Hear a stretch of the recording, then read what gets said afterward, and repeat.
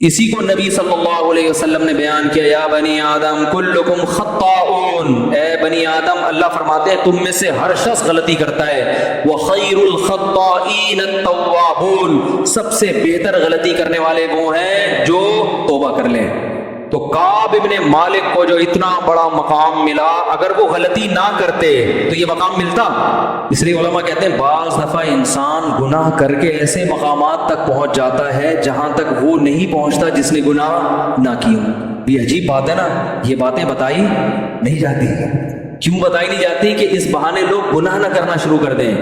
تو اصل میں وہ گناہ کی وجہ سے نہیں پہنچتا، گناہ سے توبہ اس نے ایسی خاندانی کی ہوتی ہے کہ گناہ کرنے سے پہلے جو اس کا تعلق تھا نا اللہ سے، گناہ کے بعد جب توبہ کی ہے تو پہلے سے بھی زیادہ مضبوط تعلق ہو گیا۔ جیسے حدیث میں آتا ہے، ایک عورت نے زنا کیا، شادی شدہ عورت نے نبی کے پاس آئی، صحیح مسلم کی حدیث ہے، یا رسول اللہ مجھ سے زنا ہوا، رجم کی سزا جاری کریں۔ 4 دفعہ آئی، آپ نے حکم دیا پتھروں سے مار کے ہلاک کیا جائے، تو پتھروں سے مار کے اس کو ہلاک کیا گیا۔ آپ نے نماز جنازہ پڑھی، حضرت عمر نے فرمایا یا رسول اللہ ایک زانی عورت کا جنازہ پڑھاتے ہیں، آپ نے فرمایا لقد تابت توبۃ لو قسمت 70 من اہل المدینہ لوسعتہم، ایسی خاندانی توبہ کی ہے کہ اگر مدینہ کے 70 گناہ گاروں میں ڈیوائڈ کر دی جائے تو ہر ایک کی بخشش ہو جائے۔ تو اب ہم یہ کہہ سکتے ہیں نا کہ ان سے زنا نہ ہوتا تو اتنا بڑا مقام نہ ملتا۔ تو یہاں زنا نہیں ہے، زنا سے توبہ، زنا کی وجہ سے مقام نہیں ملا، زنا سے توبہ ایسی کی ہے کہ ایسی توبہ کوئی کرتا نہیں ہے کہ اپنے آپ کو پتھروں سے ہلاک کروانے کے لیے پیش کر دیا۔ یہ بڑی بات ہے نا کہ اتنا آخرت کا خوف کہ مجھے دنیا میں سزا چاہیے، آخرت میں نہیں چاہیے۔ حالانکہ پتہ بھی ہے کہ توبہ کر لو گے تو معاف ہو جائے گا، لیکن تسلی نہیں ہو رہی، نہیں بھی سزا چاہیے۔ تو اس سے پتہ چلتا ہے بھائی غلطی کوشش کرو غلطی نہ ہو۔ دیکھو اس امید پہ غلطی کرنا کہ میں توبہ کر لوں گا بعد میں، یہ بہت بڑی حماقت ہے۔ یہ ایسے ہے جیسے اپنے آپ کو زخمی کرو اس امید پہ کہ بعد میں علاج کر لوں گا۔ ایسا تو کوئی بھی نہیں کرتا نا، ہو گیا نہ چاہتے تو بھی ہو گیا، پھر ہے توبہ۔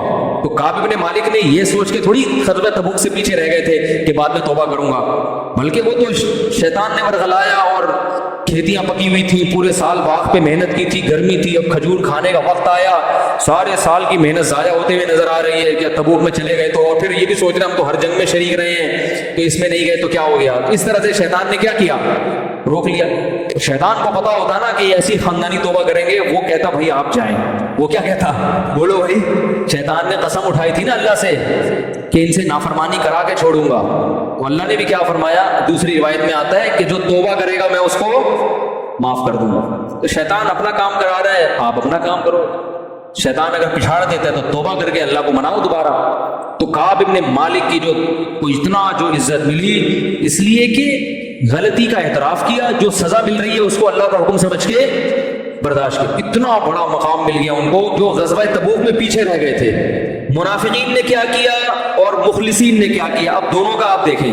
آپ صلی اللہ علیہ وسلم جو تمام مخلوق میں سب سے افضل اور برتر ہیں، اس حیثیت سے نہیں کہ آپ عرب تھے، اس حیثیت سے نہیں کہ آپ قریشی ہیں، اس حیثیت سے نہیں کہ آپ ابراہیم علیہ السلام کی اولاد میں ہیں، نا نا نا نا نا، اس حیثیت سے کہ اللہ نے ساری دنیا کے سارے انسانوں تک اپنا پیغام پہنچانے کے لیے جو سلیکشن کی ہے وہ کس کی، محمد ابن عبداللہ صلی اللہ علیہ وسلم کی۔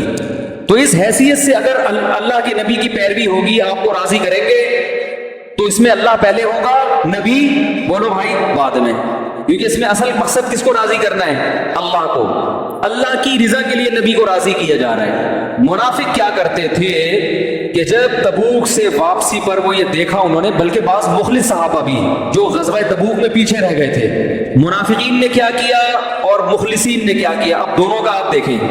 منافقین نے کیا کیا، انہوں نے کہا کہ جا کے نبی کے سامنے، نبی صلی اللہ علیہ وسلم ہم پہ غضبناک ہوں گے کہ اتنی سخت مصیبت میں تم نے ہمارا ساتھ کیوں نہیں دیا۔ منافقین نے آپس میں مشورہ کیا کہ ہم نبی کو تکلیف میں دیکھنا بولو بھائی نہیں چاہتے، تو جھوٹ بول دو جا کے کہ ہمیں یہ عذر تھا یہ عذر تھا، تو نبی صلی اللہ علیہ وسلم کو تکلیف بھی نہیں ہوگی، آپ ہم سے خوش بھی ہو جائیں گے۔ تو یہ وہ خوشی ہے جس میں آپ صلی اللہ علیہ وسلم کی ذات کو ملحوظ رکھا جا رہا ہے، آپ صلی اللہ علیہ وسلم کو من حیث الرسول راضی کرنے کی کوشش نہیں کی جا رہی، کیونکہ رسول کی حیثیت سے آپ کو راضی کرتے تو کہتے پہلے اللہ، اور اللہ جھوٹ بولنے پر راضی بولو بھائی نہیں ہوتا۔ انہی کے لیے اللہ نے فرمایا اے نبی اگر آپ ان سے راضی ہو بھی گئے اللہ نہیں ہوگا راضی، ان کو بتا دیں، ٹھیک ہے، نبی کو خوش کر لو، اللہ راضی نہیں ہوگا۔ اور جو مخلص تھے ہلال ابن امیہ، کعب ابن مالک، مرارہ ابن ربیع رضی اللہ عنہم، یہ تین صحابی مخلص تھے، یہ پیچھے رہ گئے۔ انہوں نے کیا سوچا کہ بھائی نبی کی رضا بذات خود مقصود نہیں ہے، وہ مقصود ہے اللہ کی وجہ سے، تو آج ہم سچ بولیں گے نبی ناراض ہو جائیں گے، لیکن اگر جھوٹ بولے تو نبی تو خوش ہو جائیں گے لیکن اللہ ناراض۔ تو انہوں نے صاف صاف آ کے کہا، جب رسول اللہ صلی اللہ علیہ وسلم نے کعب بن مالک سے پوچھا الم تکن قد ابتعت ظہرک، اے کعب بن مالک تمہارے پاس سواری نہیں تھی تبوک میں جانے کے لیے؟ تو انہوں نے کیا فرمایا، یا رسول اللہ سب کچھ میرے پاس موجود تھا، کوئی عذر نہیں، کوئی عذر نہیں پیش کر سکتا میں۔ آپ صلی اللہ علیہ وسلم کا چہرہ غصے سے بولو بھائی سرخ ہو گیا۔